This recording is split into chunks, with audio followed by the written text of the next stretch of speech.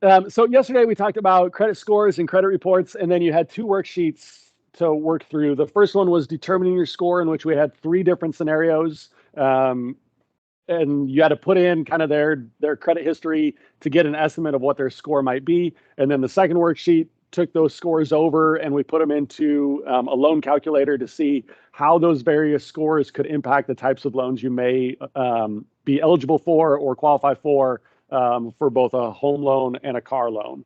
All right. So when we click on this estimator, okay, the first question was, what do you think their score is after looking through their profile? Okay, obviously there's no right or wrong answer, but the goal there was so that you could start to take an initial guess, but then compare it to what the estimate was, and hopefully start to see some patterns or start to see if you were overestimating how good their credit history was or maybe underestimating it. All right, so the first scenario is Sam Spendthrift. He is a college junior. He could wait until he's 21 to apply for new credit cards. Here's some details about his profile.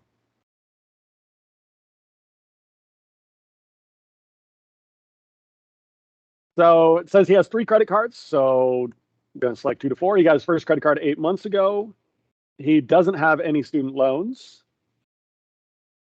He has applied for 5 credit cards over the last year. He opened his last credit card 4 months ago. All 3 credit cards have a balance. He has 4,000 total and outstanding on his credit card. He missed the payment in the last 3 months. Let's see, he was 30 days late. He has no credit cards past due right now. His credit card balance is 4,000, about 65% of his overall limit, and he has never gone through bankruptcy. So we see that his estimated score is 575 to 625. All right, so what does that mean? It means that in terms of a range up to 850, okay, this is actually a pretty poor score, right? Remember that the average score is like 700, what do we say, 704, 705?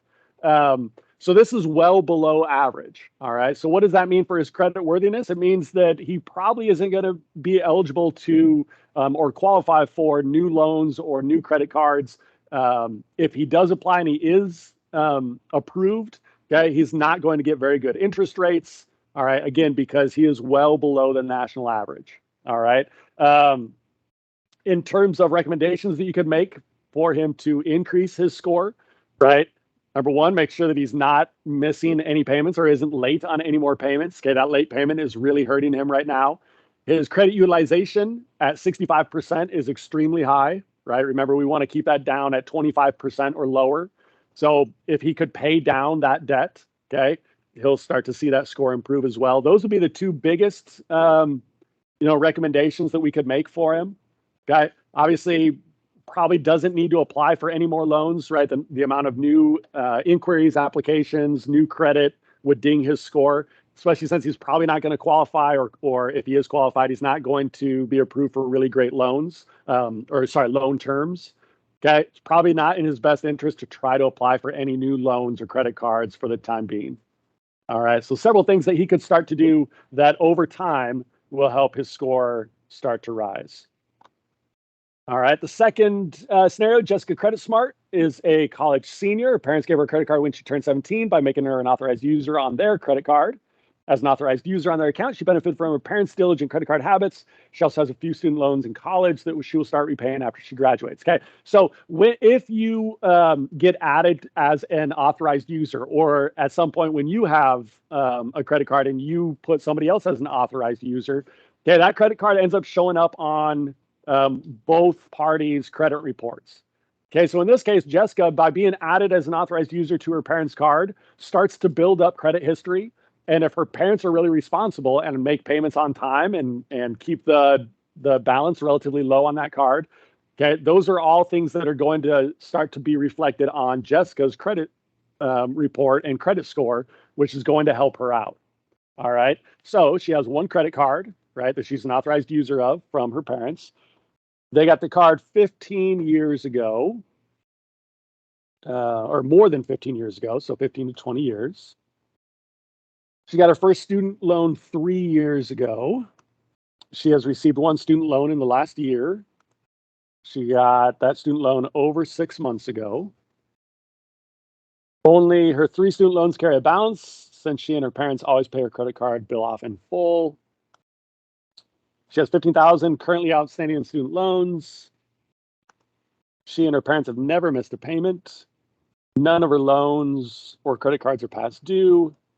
Since she has her parents pay off every bill, she has a 0 balance.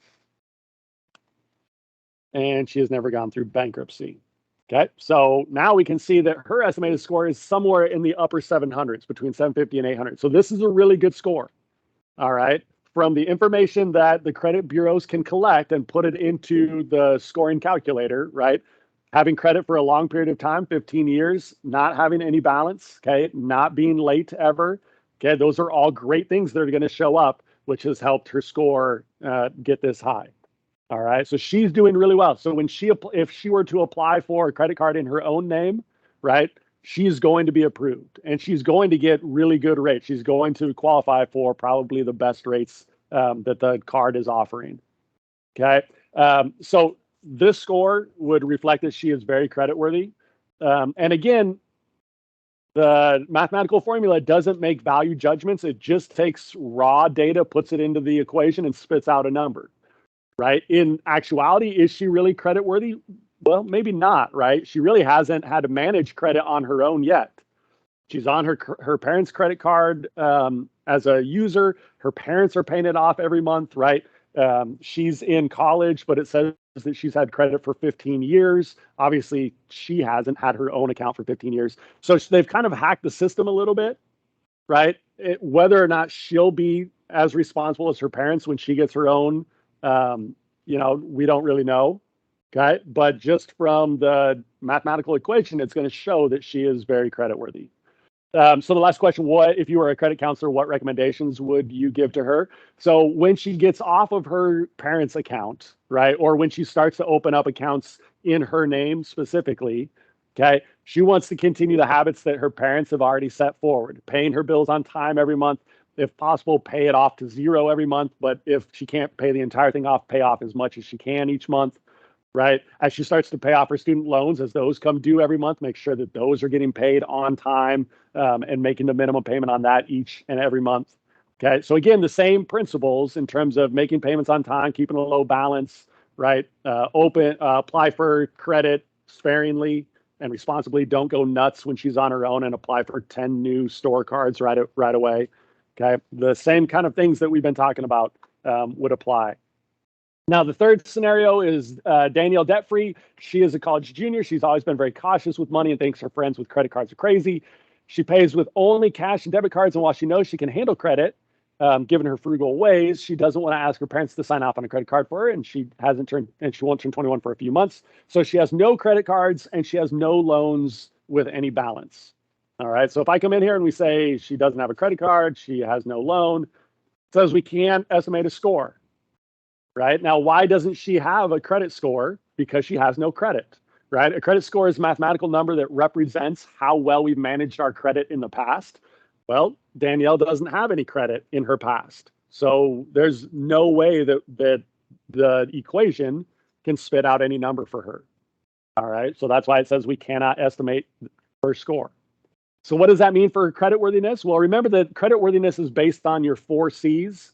Right. The first one is character, which is represented by our credit score. But then we have cash flow and collateral and capital. Okay. So it means if she's going to apply for any type of credit, if they can't look at the credit score to distinguish, how creditworthy she is, they're going to be looking at the other things a little bit higher. Okay. So they're going to look at her cash flow or her capacity to pay. So she'll have to demonstrate that she's got a job with regular income and she's got very few expenses that she's already committed toward, right, to show that she's got a positive cash flow. Okay. She might be able to, if it's, a local community lender, if she's going to a credit union, for example, she might be able to demonstrate other types of character traits in lieu of having a credit score. So, if she's applying for a really small credit card or a really small loan initially, She might be able to use things like paying insurance on time every month if she's got her own car insurance. She may be able to talk about, her grades in school to show that she's trustworthy. Okay, so there are some things that she might be able to do if she's meeting one-on-one with a lender, okay, particularly a small lender, and not a large corporate lender, not a commercial bank, okay? But she'll have to find other ways to show that she's creditworthy, all right? As a credit counselor, what kind of recommendations would you give? So if it were me, I would say that she probably needs to open up a credit card, okay? Even though she doesn't want to use it and rely on it, opening up a credit card, okay, even if it has, a really low credit limit and a high interest rate, if she uses it sparingly, right, maybe like once a month, she buys her gas for her car on that credit card and then pays the whole thing off, or buys one trip at the grocery store, she uses her credit card, right, and then pays it immediately off. Okay. If she's doing that, the interest rate isn't going to matter. Okay. And she'll start to develop some credit history in terms of opening that account, making on time payments every month, and so on. That's going to help her establish that credit history. So when it comes time to needing a home loan or a better credit card with better rewards or with a higher limit or whatever, right? Having already established some credit history is going to help her in that regard. So we then, for the second worksheet, we're going to take their numbers from the first worksheet and move this over. Okay, so it says because we were given an estimated range, use the highest number from that range. So Sam's range was 575 to 625, so we'll use 625. Jessica's was 750 to 800, so we'll use 800. Danielle's didn't give us a score, right? So that would mean she doesn't really have a score, right? So we could leave it blank, we could put 0, whatever, except, as I said yesterday, make sure that you're reading the directions. It says Danielle had no credit history, but has since opened up a credit card, made her payments on time. Her current score is 685. So we're going to use that number. All right. Then we're going to plug those numbers into this calculator. All right. And we're able to see how this impacts what type of loan they would qualify for a car loan. Okay. So it gives us some information. We want a 60-month new car loan. We want the national average. We're going to take out a loan for $21,000. Okay. And then for Sam, he had a score of 625. So I'm going to select that range, click calculate, and we can see what's going to happen. Now, as we change these numbers, right, for Jessica, I'd move that back to 800 and calculate. For Danielle, 685 and calculate. Okay. So we can see the types of interest rates that they would qualify for, what their monthly payments would be, and then the total amount of interest that they would pay. All right. So depending on when you do this, okay, these national averages are changing constantly on this website. Okay, so I'm not going to necessarily go through the answers right now because the percentages change all the time. Okay, in fact, when I did it last week, okay, these numbers were slightly different. Okay, but in general, the trend you should see is that the higher your score, the lower your interest rate. Okay, you can see that, for example, Jessica with a score of 800 would qualify for about a 4% interest rate here, whereas Sam with a 625 is upwards of 10.5%. All right, and so what does that mean? It means their monthly payment is going to go up the higher, or the higher the interest rate is, or the lower their score, right? Because it's more expensive to borrow that money if you have a higher interest rate, which means that every month that you're paying it back, you're paying back a higher amount. All right, so in terms of a difference, right, the total interest for Jessica on this loan is $2,200, whereas for Sam, it's over $6,000. Okay, so about $3,800 difference for that same car, just because Jessica had a really good score and Sam had kind of a subpar score. All right, and then we do the same thing again on the second page, but looking at a home loan. So it's the same calculator. Now we're going to a 30-year fixed loan. Again, we're going to take the national average with a $250,000 principal loan. Okay. And then again, we'll select the different ranges to see how those turn out. But this table remains the same. So again, with Jessica, okay, with her really good score, monthly payment becomes $1,336, whereas Sam at $625, okay, is way down here. He's paying what doesn't seem like a lot, right? $120 more. All right. But $120 more every month for 30 years, okay, means that interest is going to accumulate a lot higher. And over the course of that 30 years, Sam is going to spend, what, $90,000 more in interest. Okay. So again, having a good credit score, okay, even early on, right? Once you start applying for these larger loans, for a home loan, a car loan, whatever, differences in scores can make a world of difference in terms of your total cost of these loans. So we are going to move on then to 5.3, which is looking at paying down debt. So the last standard was establishing good credit, right? The second factor in that credit score was how much debt you have and your credit utilization. We said we want to try to keep that at 25% or lower. So today we're going to look at, well, what happens if we do have several loans and we have high balances? How can we work? What kind of strategies can we take to pay those down? All right. Looking at paying down debt, okay, we're going to talk about two basic strategies that we can use to kind of tackle our debt and reduce those payments. All right. So in general, okay, what we need to do when we're trying to create a strategy to pay down our debt, okay, is to prioritize our debts by whatever payoff method we're going to use. And I'll talk about the two different payoff methods here in a moment.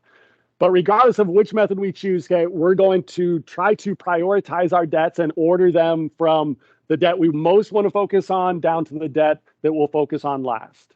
All right, so we're going to prioritize our debts based on whatever method we end up choosing. All right. And then I'm going to make my minimum payments on each loan, right? We talked about how your payment history is the number one factor in influencing your credit score. So we want to make sure that we're at least paying our minimum on every one of our loans, okay, on time. Okay. But then any extra money that we've put into our budget for paying down our debt, all of that extra money is going to go toward whatever debt we put on top. Okay, whatever we prioritize as our number one loan to pay off, we're going to put all extra money going toward that loan. And we're going to do this month after month after month after month until that first loan, whatever loan we have on top, is paid off and is down to zero. Okay, so whether that is a credit card or whether that is a car loan or whether that is a personal loan, right? Whatever it is, we're going to make our minimal payments on all of our loans. And then anything extra that we've put in our budget toward debt repayment is going to go toward that top loan month after month until it's paid off. All right.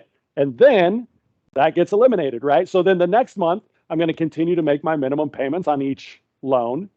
But now everything that was going toward that top loan, because its balance is now zero, everything I was putting toward that first loan, I can now put toward my second loan. Okay. So as soon as that first loan is paid off, I'm going to continue the process, but now my extra payments, my extra amount that's in my budget is going to go toward the new highest prioritized loan. Okay, and I'll do this month after month after month after month until it gets down to zero and then continue on. Right? If I only have 3 loans now, after the first 2 are paid off, all of my payments can go toward that third one. If I have 5, 6, 7 loans, right, I would continue this process.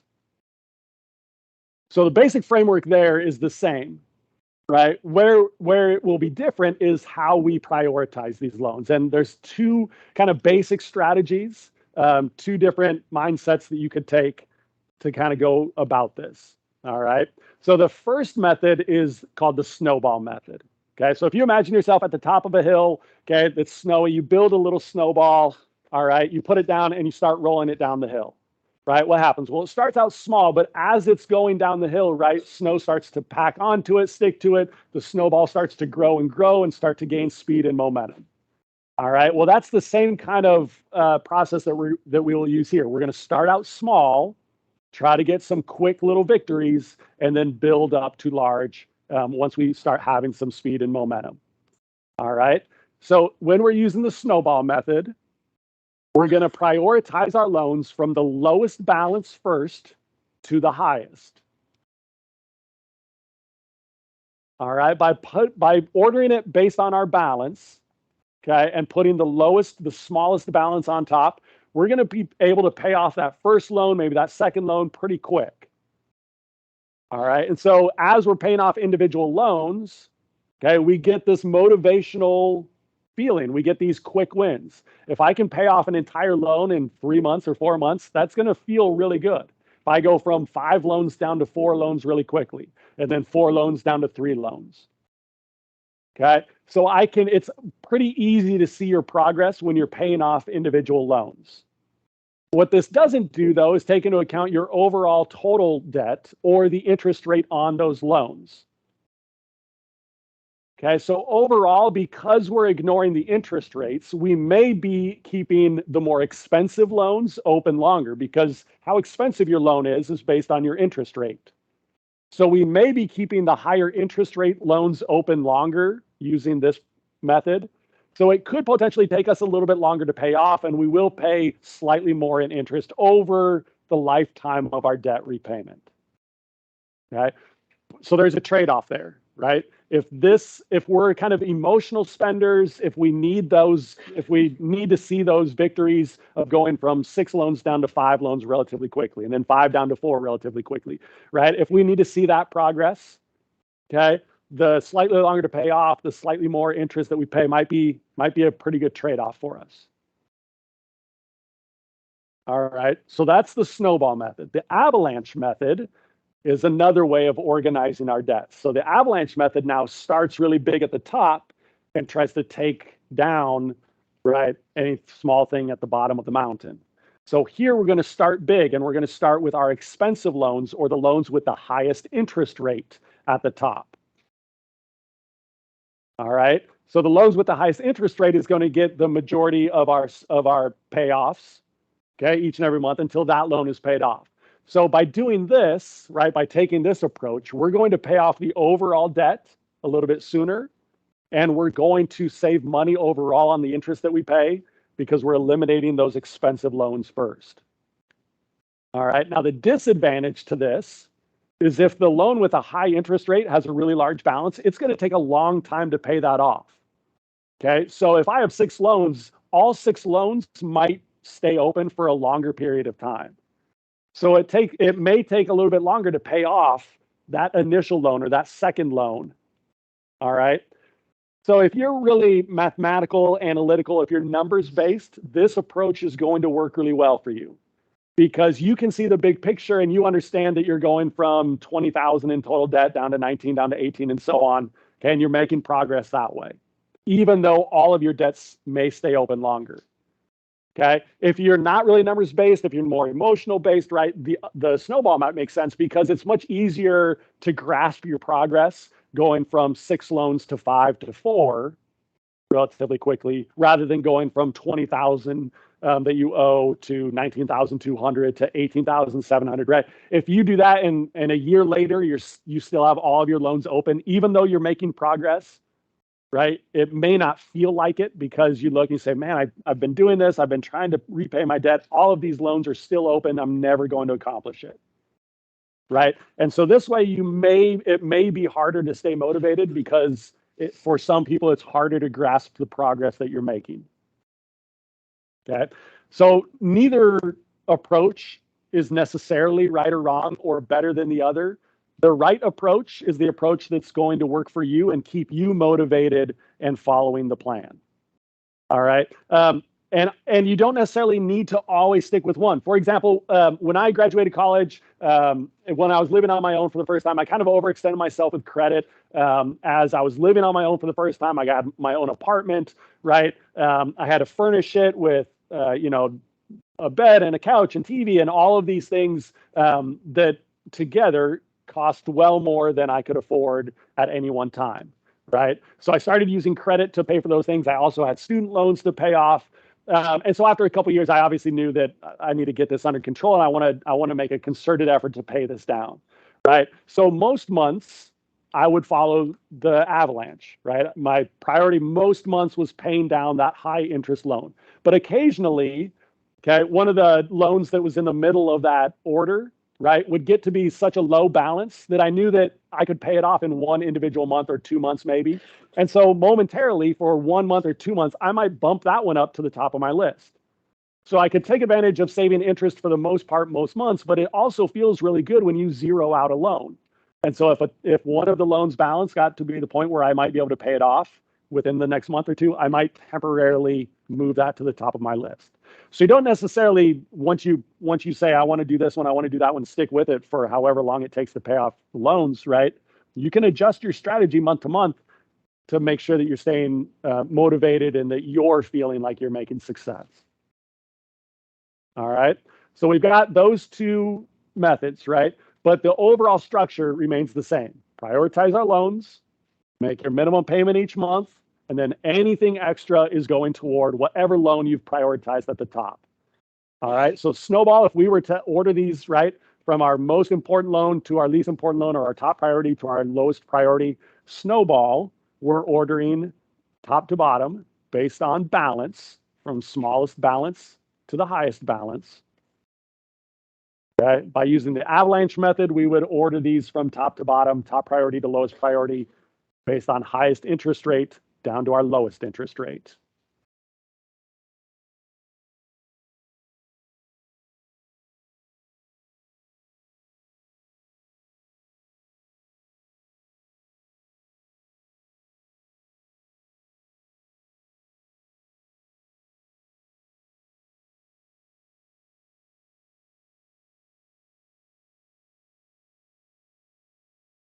Again, if you're so inclined, if you have a little bit of extra time, if you want to, I mean, there's a couple of more videos that are posted on here that are kind of funny. Okay, you can go in and watch those at some point if you would like. But I'm going to jump ahead and I'm going to walk you through the assignment for today. All right, so it's in the 5.3 folder. It's called Mountains of Debt. Okay, it takes this article as an article from a few years ago from a financial website called The Motley Fool. And in the article, it detailed the average breakdown of debts that families had in the US. All right. And so it looked at in 2015, the average household had almost $8,000 in revolving loans, particularly credit cards. All right. 25,000, almost 26,000 in student loans, 10,000 in a vehicle loan, and over 100,000 in a mortgage. All right. And so what I did is I broke those up into 5 specific types of debt. So I broke the revolving debt up into 2 credit cards. The student loan is a private student loan, vehicle debt, and mortgage. So we have 5 different types of loans here. All right. The amount that we owe on each loan, the various interest rates, and then what the monthly payment is, the minimum monthly payment is for that type of loan. All right. So what you'll do is you're going to go into this online calculator. It's called whatsthecost.com. All right. And you are going to look at how taking the snowball approach would differ from taking the avalanche approach. And you're able to visualize when each individual debt gets paid off, and you're able to see the total amount of interest that you would pay on each and so on. All right. So when you click on that calculator, the first thing that you need to do is look over in the right-hand side in the currency. Okay. This the individual that developed this website is over in the UK, so it defaults to British currency. Okay, so make sure that you select US currency. You'll see it with the US flag here. So you can click on the different flags here. Just make sure that as you're going through it, you're using US currency. All right, so that's the first one. Then we're going to come down here. Now, the individual that created this website calls both processes a snowball calculator. All right. But he differentiates whether we're ordering it based on smallest balance to highest or highest interest rate to lowest. Okay. Using either the interest order or the balance order. All right. So the interest order is what we just referred to as avalanche. The balance order is what we just referred to as snowball. All right. So we're going to come through. We're going to say that we have 5 loans. Okay. Including your minimum debt payments, how much per month are you going to spend? So as I go through this, it says I have $1,400 to pay toward my debt. So I'm going to start off with $1,400 each month. Okay. So I'm going to spread that $1,400 around to the various loans. Okay. And then I need to go through and I need to put in the information for each loan. Okay. So my first loan is a credit card with a balance of $5,000. interest rate of 26.9%, and the monthly payment is 3% of the balance. 26.9, 3%. Okay.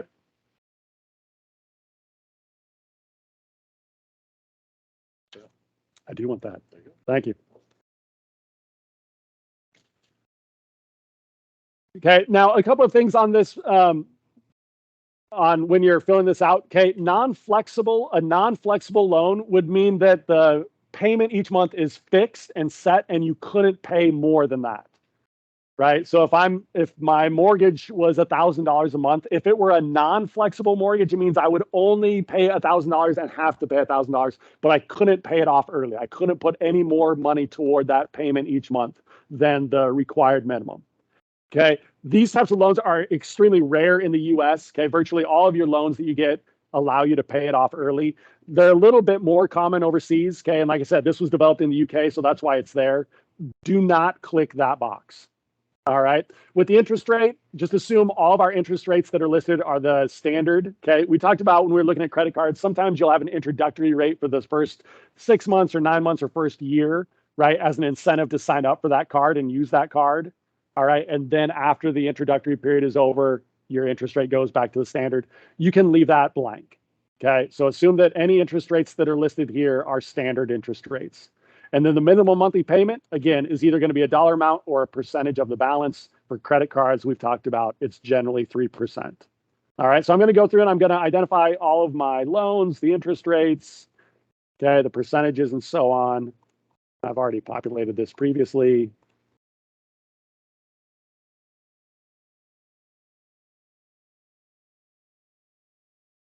Okay, and then once you have your 5 loans in there, you'll click calculate. Now, hopefully this does this somewhat quickly. But once the page reloads, okay, you'll see a breakdown of those 5 loans. It'll show you the order that you're prioritizing them. Okay, so I went with interest order. So you'll notice on this table below, okay, it shows me the credit card number 1 with a 26% interest rate is my top priority loan. Then my student loan at 10%, then credit card 2 at 8%, vehicle, and then finally mortgage. All right. You'll see that what the balance that I owe is on each individual loan each month. You'll see the payment. If it's bolded, that means I'm paying more than the minimum. So I'm making my minimum payment on these 4 loans, and all extra money in my $1,400 monthly payment is going toward this top loan until I pay it off. And then any extra that I have goes toward my next loan. So once this gets down to 0, now my extra is getting paid here. Notice also that this car loan gets paid off before it ever reached the top of my priority list. So just making the minimum every month, you're able to pay this one off before some of the loans ahead of it. Okay, and so that's kind of what I was talking about before. You can switch up in your real life. You can switch up your approach. If this were me, if I got down under $1,000, I might have bumped that one up to the top of my list just to feel really good and pay that off, right? So again, this one though, it's just looking at maintaining the interest, the avalanche approach. So you can see this is bold. I'm making my more than my minimum payment here all the way up until 5 years from now, roughly. Okay. And I have enough to pay this one off and put more toward this 3rd loan and pay it off. And then from then on, all I have is my mortgage, and I'm now paying my full $1,400 toward that. All right. So you're able to visualize how those payments would be broken down. And it also walks you through how long it takes to pay all of your debt, how much total interest you would pay. Okay.